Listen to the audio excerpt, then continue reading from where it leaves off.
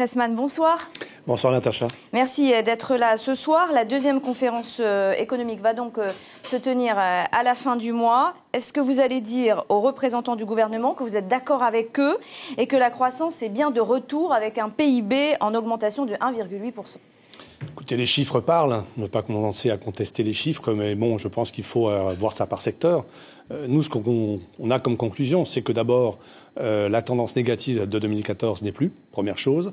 La deuxième chose, que le président a raison de nous remercier, le monde économique, d'avoir contribué à ce retour à la croissance avec quand même 14 milliards. Je pense que tout le monde y a beaucoup contribué avec une réforme fiscale de 2013 assez conséquente.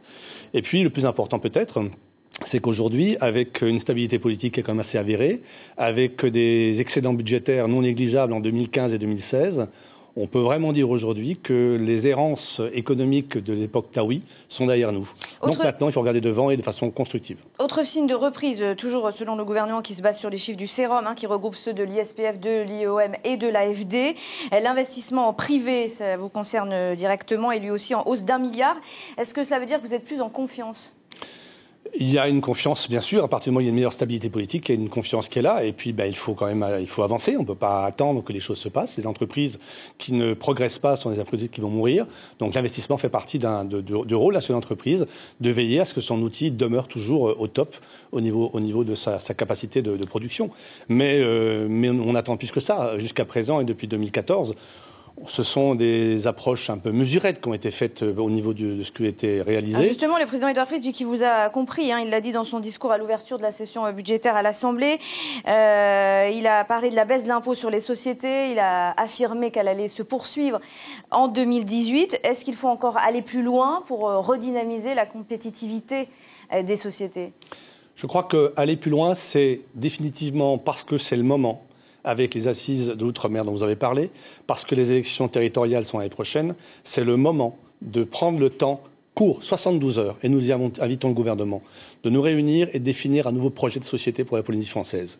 Il faut aujourd'hui mettre les choses à plat. Ce qui était ne peut plus être, j'ai déjà dit souvent, mais il faut aujourd'hui réfléchir à quelque chose de plus fort, quelque chose qui fait adhérer la population, qui fait adhérer le monde économique et qui fait adhérer l'administration. C'est un tout. Quelque chose de plus fort, la consommation des ménages, on le sait, est elle aussi en hausse de 5 milliards avec, pour la première fois depuis 2009, une augmentation de la masse salariale de 1,4%.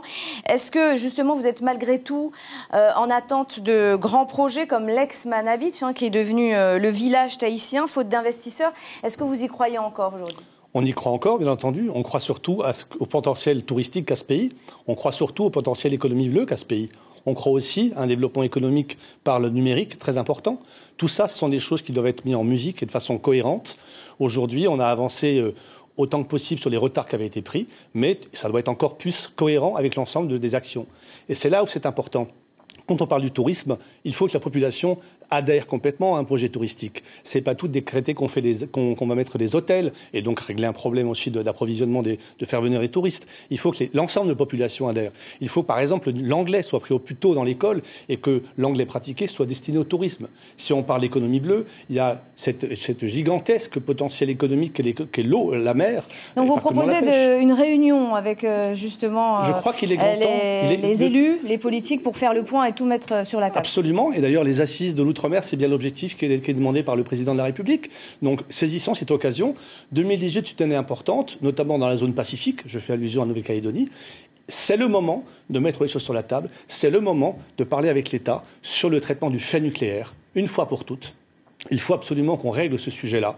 Et on le règle sur les 4 actes que nous avons identifiés. L'individu, avec une loi Morin cohérente. L'aspect économique, avec une DGA qui est affirmée.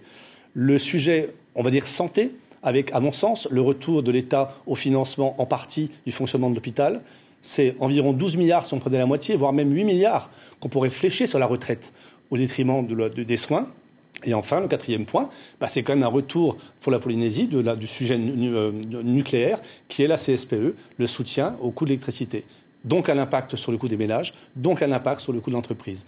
4 points qu'on pourrait mettre dans les accords de Papeete et qui permettraient d'avoir une vision cohérente et ensuite un accord avec le pays et l'État d'avancer sur des choses nettoyées. Le fait nucléaire, on ne peut pas le laisser en l'état. On ne peut pas passer à côté. Olivier Cressman, merci beaucoup d'avoir répondu à nos questions ce soir.